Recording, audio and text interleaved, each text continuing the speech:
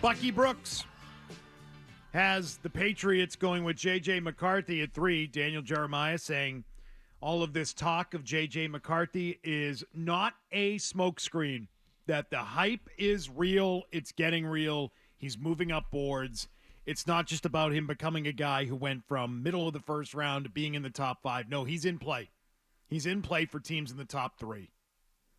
It is now a 4-quarterback draft. Jim Harbaugh told us, though. He told us this was going to happen.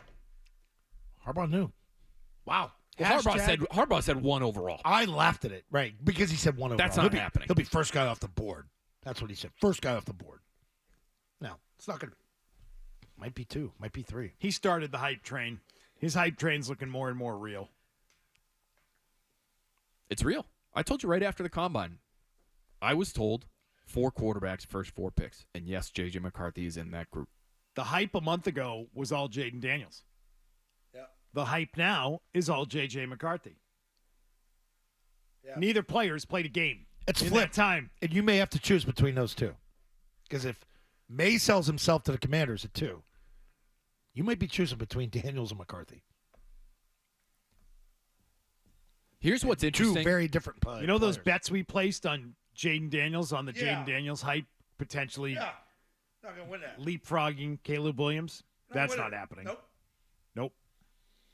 It was a fun bet, though. He did make a fun bet.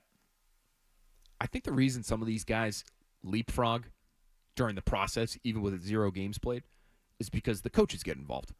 Coaches don't really get a good look at these guys until maybe right before the combine, but usually it's even after the combine. And so you've just got this massive swath of NFL personnel who haven't even really laid eyes on these guys. And then they do.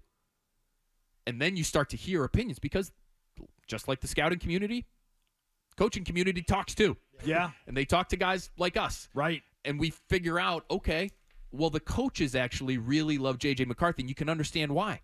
When you talk about toughness and moxie and leadership and winning games, that's a tougher thing to scout, in my opinion. The scouts are probably more invested in the traits, quote-unquote, whereas this intangible stuff, Zoe, you could see old-school football people falling in love with that kind of thing. Yeah. Yep. How it's going to play in the locker room.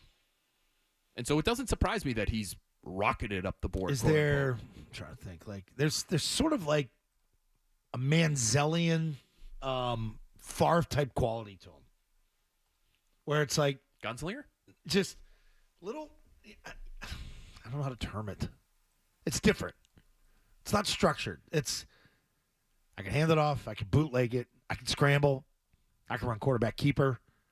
I can block on a reverse. Like a little bit of everything, where it's just you play a little bit of an edge, meaning Manziel and Favre would play with an edge. Now, Favre would be all over the place, a little scattered. I'm not saying that McCarthy plays scattered, but I think there's an element of toughness and sort of improvising on the run on certain plays. That okay, and I can also watch Daniels, and I know he's a dynamic player, and I love watching him on film. That's why you gotta be careful not to fall in love with pro days, or say, oh, discount a guy just because the pro day didn't go well. Gronkowski had an awful visit. It's the best tight end ever play. You know, like that stuff. Be careful what you overvalue or what you undervalue. That's all. Those are interesting names for McCarthy. The name that I've heard. I'm trying to think of a comp. Like, is it like Drew Brees a little bit? I'll give you one, and you tell me what you think. Alex Smith. No. Size-wise, athleticism, makes the plays that need to be made. J.J. McCarthy, again, this is the reason I think coaches love him. He's more of a game manager. Like, I know what you're saying. I think he's got the competitiveness of a Manziel or a Favre, but he is much more of a game manager. He's not going to throw He's more scrappy than Smith. I think Smith is more finesse. You know, just he's good at the fakes, good at the handoffs. I'll dump it. Just tell me where to throw it. I'll just do it. He's very robotic. I don't see McCarthy being robotic when you watch him play. You can see why. Oh, that kid was probably state player of the year in high school. Oh, that kid probably could have went to 20 colleges. You know, kid just runs around and wins. Not really a risk taker, though. No. Like Manziel and Favre those are gamblers at that position. They love to stand in there and fire the ball. Now, his offense and his coaching may have limited that. So where's his ceiling? Right. Can that improve? What's going to happen when he's down 20 in a game? That's going to happen to all these guys.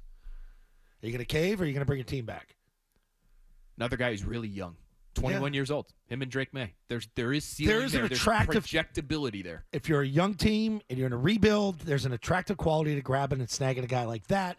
And this could be really the reason they're out on Penix more so than the D. The age. What's he, 26? 20 freaking 6? The three guys 5 years I don't think younger? he's that old, but he's been in college, I think, for 6 years. You know, one of these COVID guys, they all got that extra year.